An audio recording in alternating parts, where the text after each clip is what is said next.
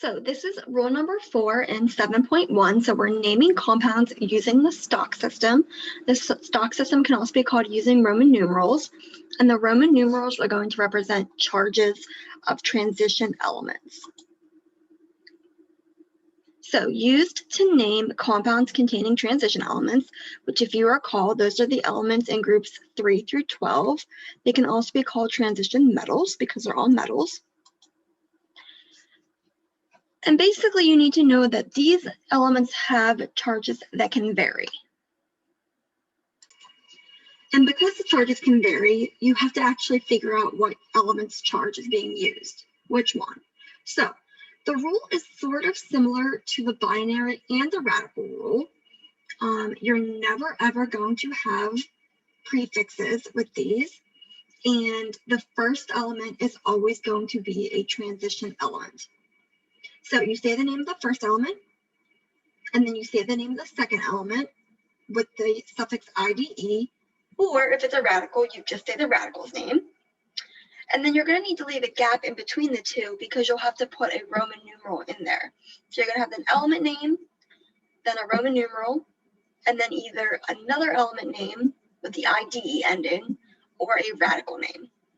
And basically, to figure out the Roman numeral, you kind of have to work backwards, starting with the second element or that radical. So before I show you that, here are the Roman numerals you need to know. So we have Roman numeral 1 through 10, and you can also put a line on the top of these. It doesn't matter, so you could write something like this.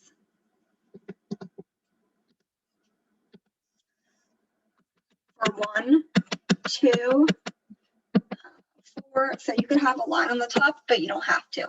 So for the most part, you're really only going to need 1 through 3, really. Sometimes, whoops, that's 1 through 4. 1 through 3 is really all you need. They're the most common, but I would like you to know all of them. But for the most part, 1 through 3, sometimes 4. And that's really the only ones we talk about. But so there are your Roman numerals. And you can write those on the back of your periodic table. And then you're also going to write these charges on your periodic table. So starting at the very top of group 1, all of these group 1 elements have a charge of +1. And then we move to group 2. All of the group 2 elements have a +2 charge. I'm going to skip 3 through 12 right now. Those are our transition elements. I'm going to go to group 13, which is a +3 charge. So all of them. Group 14 is a +4 charge for all of them. There's a couple that can have something different. We'll talk about tin and lead in a minute. Oops. Okay, going to group 15. This can be a +3 or a -3. It depends on its location in the compound. So positive always comes first. The first element is always positive. The second element is always negative. And that's the same for a radical. A radical that comes first is always positive. A radical that comes second is always negative. So it just depends on these elements' locations. Group 16 is -2. Group 17 is a -1. And then group 18 doesn't have a charge because they are non-reactive. So it's not 0. It's just we don't have a charge for those. And you're never going to really see those used because they don't like to react, so they're not going to form compounds anyway. Okay, now we need to talk about the transition elements, which are mostly in this rectangular part of our periodic table, but you also have a couple over here I want to talk about. So instead of writing at the top for the whole group, I'm now going to write it small because it's just for that specific element. So starting with Ti, titanium, and I have it at the top here, but it's only for titanium, only this element. So you could also write it in the box if you want to. Just make sure it's neat and you're not covering up any other information. So titanium Ti can be +2 or +4, and you will have to decide that. Chromium Cr is going to be +2 or +3. Manganese Mn, +2, +4. Iron Fe, +2, +3.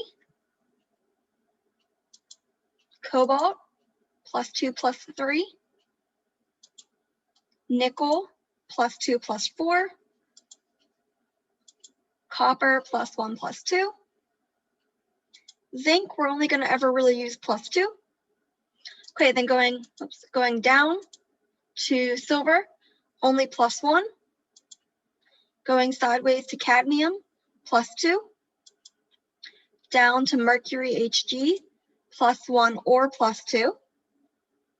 Going over now to tin Sn, it can be a +4, we already established that, or it can be a +2. So I'm just going to write a +2, and I'm also going to put the +4 in here just to remind myself.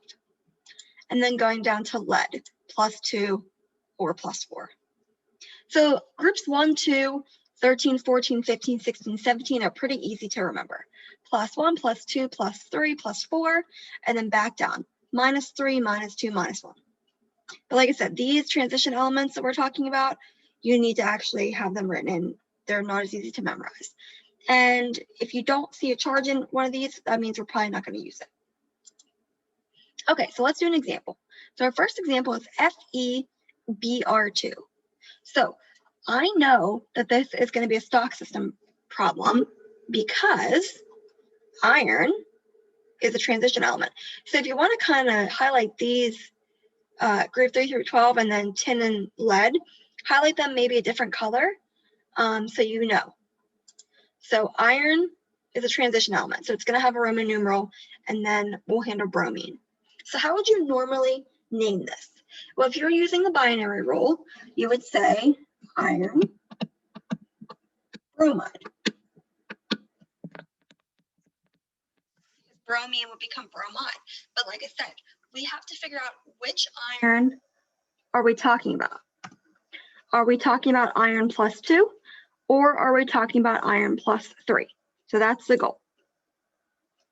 Okay, so you have to start with the second element or the radical, whichever is present in the end of the problem.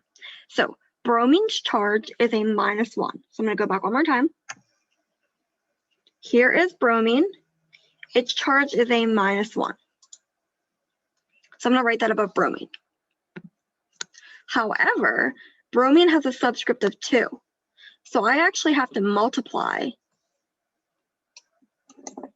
-1 times 2. And I get a -2 overall. Okay? Charges have to cancel. So iron has a charge, or I'm sorry, iron has a subscript of 1, right? Because nothing's written there. We don't write 1s, but it's technically there. So I need to figure out what times 1 is going to give me a +2. Well, 2 times 1 is 2. So I think that iron's charge can be a +2. That charge is going to be the Roman numeral. But let me go back to my periodic table, because whatever the Roman numeral is has to be an option for that element. So going back, here's iron. It can be a +2 or a +3. I'm saying it's a +2, so that works. So the final answer is iron 2 bromide. You could also write it in parentheses.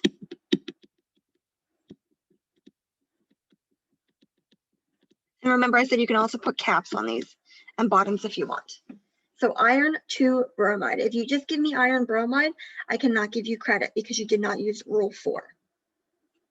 Okay, so let's look at another one. Now I have FeBr3. The last compound was FeBr2. So once again, if I was naming this, I would say iron bromide, but that would be the same as the last one. Okay, it's not, it's FeBr3 now. So once again, I have to figure out the charge. So bromine is a -1. Whoops.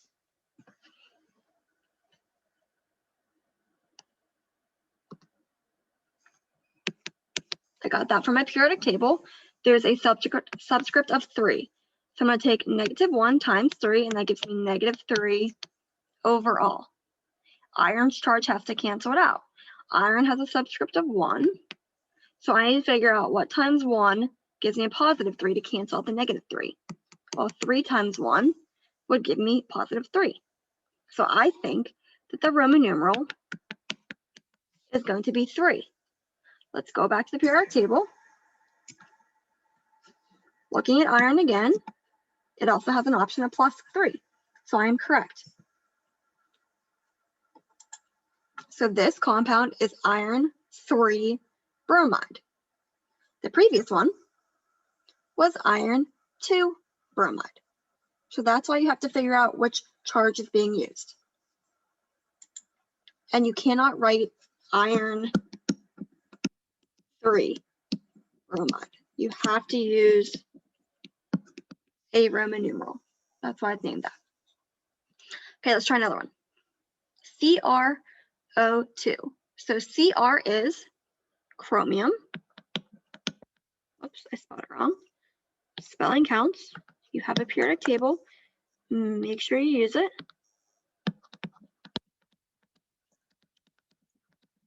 And then O is oxygen. It's going to become oxide.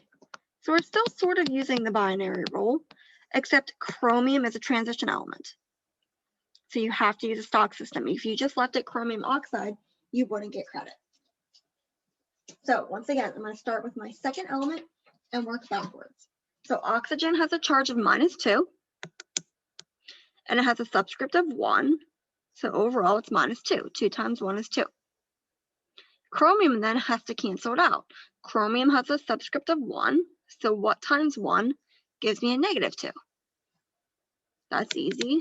It's a +2. So I think that the charge is going to be 2. Okay? Always go back and double check your periodic table. Is this even an option for this element or this compound? So let's go back and check. Okay, so looking at chromium Cr, my options are +2 and +3. So I'm correct in saying that the charge for that example is +2 for chromium. So the name of this compound is chromium 2 oxide. Let's try another. A little more complicated. I have Cr2O3. Never, ever, ever use prefixes with this rule. So I have chromium Cr again. I have O oxygen again, which becomes oxide. I need to figure out what my Roman numeral is going to be. So once again, oxygen has a charge of -2. And now I have a subscript of 3. So -2 times 3 is a -6. That means that overall, I need a +6 over here. But remember, chromium's only options for charges are +2 and +3. So I definitely cannot put a Roman numeral 6 here. Okay, but overall, I need to figure out what will make that charge a +6 overall to equal out. So that's when you really have to pay attention to subscripts. So I have a subscript of 2. Okay, so here's my thought. What times 2 will equal a +6? Well, here are my two options for chromium. Well, if I put a +3 here, +3 times a subscript of 2 does give me a +6. So this number that I'm using as a multiplier, that is my charge, or my Roman numeral. So this is chromium 3 oxide. Okay, once again, you cannot put a 6 here. No, there's no 6 charge on the periodic table for chromium. The only 2 charges for chromium are +2 or +3. So I had to figure out what times 2 gave me a +6. That's a 3. That is my charge. Chromium 3 oxide. And that's where I like to circle the overall charge, because that can't be my Roman numeral. It has to be whatever I multiply by. Hopefully you followed that. We'll do another one eventually, maybe not next. Okay, here's an example of we have a transition element, copper, so that's why I'm using the stock system. And then I also have a radical. So I'm going to put parentheses around the radical because I don't want that subscript of 4 to throw me off. The 4 goes with the radical. The radical is SO4. Okay, so the parentheses go around it. So what is the charge of SO4? Not S and O separately, SO4 together. Well, you look at your radical sheet SO4 is sulfate, and it has a charge of -2. And technically there's a 1 out here. So overall, it's a -2. Okay? So I know copper, Cu, and I just said that SO4 is sulfate. Once again, it's all together. It's not sulfur and oxide. It's not copper sulfur oxide. Okay, you only ever have two names, copper, and then SO4 is a radical sulfate. And I put my radical in parentheses because SO4 is the radical. I am not multiplying anything by that 4. That's the radical. I would multiply it by the outside, if anything, for a radical. Okay, so SO4 is charged -2 for my radical sheet. That means overall, for copper, I need a +2. But I have a subscript of 2. So once again, you have to think, what times 2, the subscript of 2, will equal a +2. And if you look at your periodic table, the charge options for copper are +1 or +2. Well, if I say this is a +2 charge, that gives me a +4 overall, because you have to multiply them together. So it cannot be a +2. It's going to have to be a +1. +1 times 2 gives me a +2. So my charge is the one that you use is to multiply. The one you can use to multiply. So this is copper 1 sulfate. And this is a tricky rule. You just have to be careful when there's a subscript. Okay, what about this one? Looks very similar, except now I have no subscript here. So I'm going to put my radical in parentheses again. I know that we have copper and sulfate. I know that copper is a transition element, so I have to use a Roman numeral. We just said that sulfate has a -2 charge. SO4 combined is -2.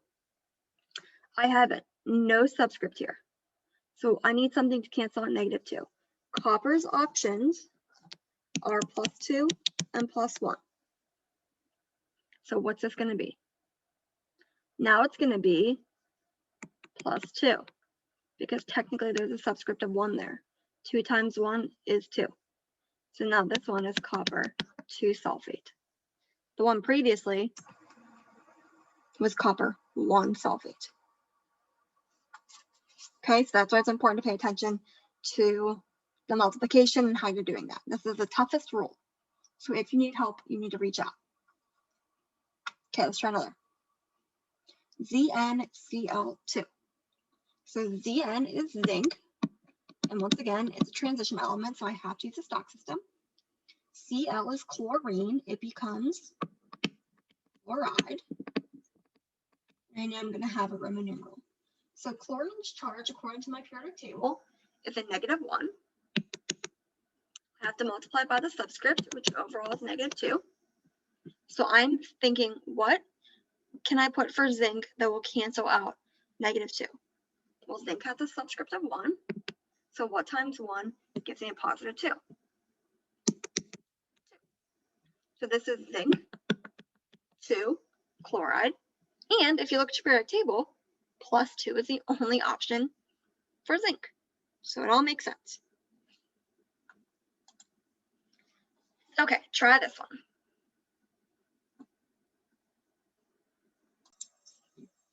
So I have Ag, which is silver, and silver is a transition element, so I have to use a Roman numeral.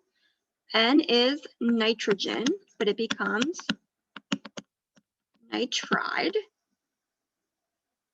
Nitrogen's charge can be either a +2, +3, or a -3. If the element comes second, it's always a negative. So I have to use a -3 here, not a positive. Okay. Silver has a subscript of 3. So overall, I'm looking for a +3. But I need to figure out what times this subscript will give me a +3. I don't want to say the charge is 3, because 3 times 3, that would give me a -9. And I can't add a subscript here. You can't add subscripts. So it cannot be a +3 as the charge of silver. Even if that was an option option on my periodic table for silver, it can't be that because I can't have a -9 because I can't add a subscript to nitrogen. You cannot add subscripts. Okay, so what times 3 gives me 3? A 1. 1 times 3 gives me a positive 3. So this is going to be silver 1 nitride. And if I look at my periodic table, the options for silver is +1. So it makes sense. Okay, so once again, stock system. You have to identify if you have a transition element first. Silver is a transition element. Copper, iron, cobalt, chromium, tin, lead. So highlight those on your periodic table to make it clear to you.